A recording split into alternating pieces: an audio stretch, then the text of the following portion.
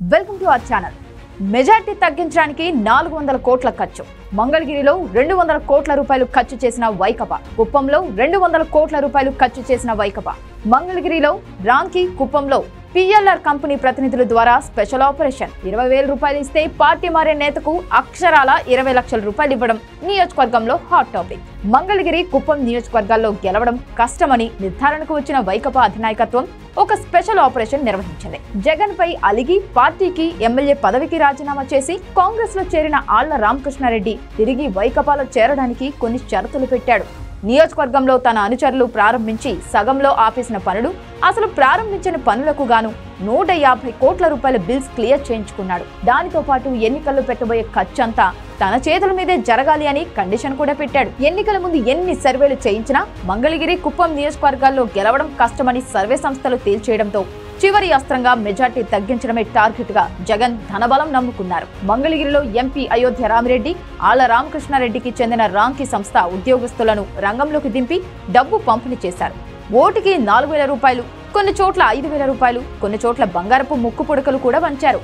వైకపా నుండి టీడీపీలో చేరిన ఒక చిన్న నాయకుడికి 20 లక్షల రూపాయలు ప్యాకేజ్ ఇచ్చి తిరిగి వైకపాలో చేర్చుకున్నారు. వాస్తవానికి అతను 20,000 రూపాయలు ఇస్తే చాలు అనుకునే స్థాయి నాయకుడు. ఒక నాయకుడికి 3.5 కోట్లు ఇచ్చారు. ఇలా చెప్పుకుంటూ పోతే నాయకుల్ని, ఓటర్లని కొనడానికి కేవలం ఎన్నికల్లోనే 200 కోట్ల రూపాయలు ఖర్చు చేశారు.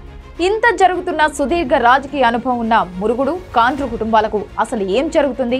డబ్బు పంపిణీ వివరాలు కానీ ఏమీ తెలియదు. ఆఖరికి వారి ఇంటి ముందు వేసిన తాటాకుల పందిరి కూడా ఎమ్మెల్యే ఆర్కే డిసైడ్ చేసి వేయించింది. మీడియాలో పనిచేస్తున్న తన అనుయూయులకి లక్షల్లో ప్యాకేజ్ ఇచ్చి మిగిలిన వారిని కనీసం పట్టించుకోకపోవడం పెద్ద ఎత్తున విమర్శలకు దారితీసింది. 200 కోట్ల రూపాయలు ఖర్చు చేశాం, విజయం సాధించడం ఖాయం కదా అని అధిష్టానం ఆరా తీయగా గెలుపు కాదు సార్, మీరు పంపిన డబ్బుకు మెజార్టీ తగ్గించడమే కష్టమైన పని అని ఆళ్ల సోదరులు చెప్పడంతో జగన్ కి పట్టలేని కోపం వచ్చిందట. ఇక కుప్పం సంగతి అంతే.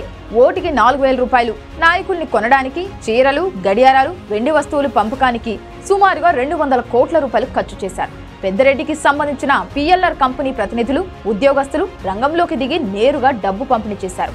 భరత్ కి అధిష్టానం నుండి కాల్ రాగానే గట్టిగా చేశాం సార్ అన్నాడు.